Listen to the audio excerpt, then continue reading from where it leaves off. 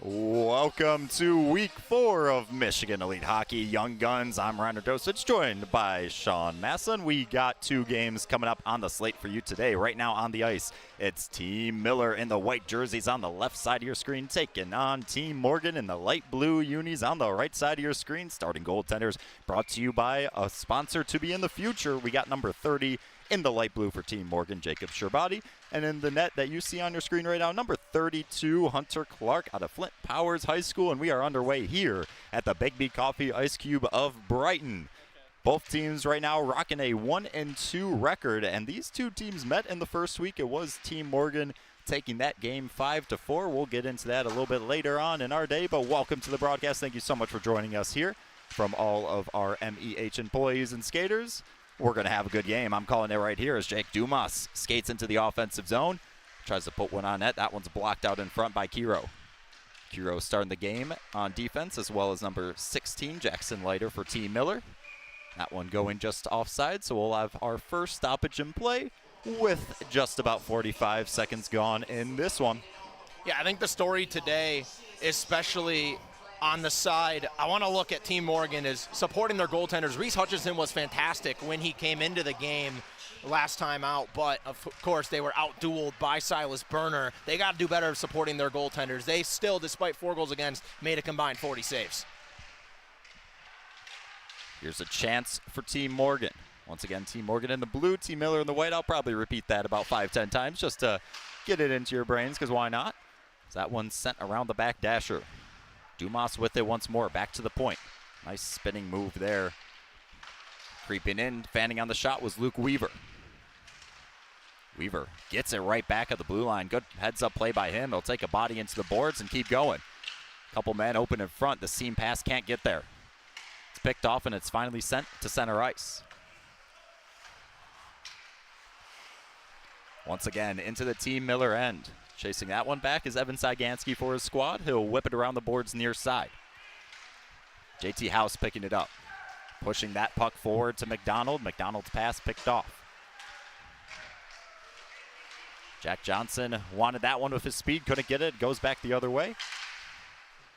Spun down the ice by House. Flamini tries to get it off the half boards to his teammates, but it's picked off by number 11, Aiden McDonald. McDonald centers, and it's taken the other way. Here comes Team Morgan. Alvarado with Johnson. Jack Johnson over the line, drops it off. Shot taken, that one just wide. Yeah, both of these teams are really good in transition so far early on in their summers, but Team Miller very impressive in transition in the neutral zone. I especially like Aiden McDonald. You were just talking about him with the puck, so they got to be careful on the side of Team Morgan, stopping him in the neutral zone. Here comes Team Miller looking for their first shot. We're still looking for our first official shot of the game in this one. That one just kept inside the zone. Here's Goff. Sean Goff with it. A good little poke check there from Massimino. Centering pass goes through traffic and bounces the other way. Alvarado trying to chase that down, but it's Brennan who gets there first. That puck broken up at center. Here comes Anthony DePonio, That's number 9, Dylan Levin instead. Brett Auer with it. Tries to connect with Brandt. Brandt was the hero when these 2 teams met up in week 1. Brandt with 7.2 seconds left in a 4-4 deadlock got the game-winning goal to propel Team Morgan to their one and only victory on the season. That was back in week 1 against this team. Same matchup, hoping for a different result if you're a Team Miller fan. This one's picked up by Alex Kira. He'll send it into the zone. Lucas Brettauer on the near side boards. That one skips up. A battle for it, won by Brettauer. Took a little hook there, no hand in the air, as it's taken the other way by Team Miller. One thing about week 3 that really stood out too, Ryan, was the physicality. We saw a little bit of it here and there throughout the first couple weeks, but week 3 was heavy hitting.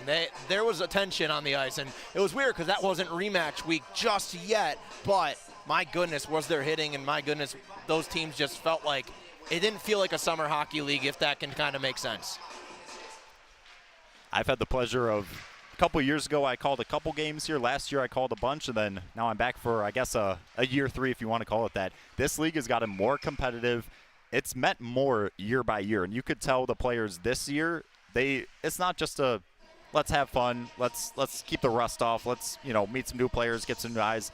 They want to impress, they want to improve, and it's fun to watch. As that puck skipped up and out of play, so we have a face-off near center. Here comes Team Miller once more. Alex Green.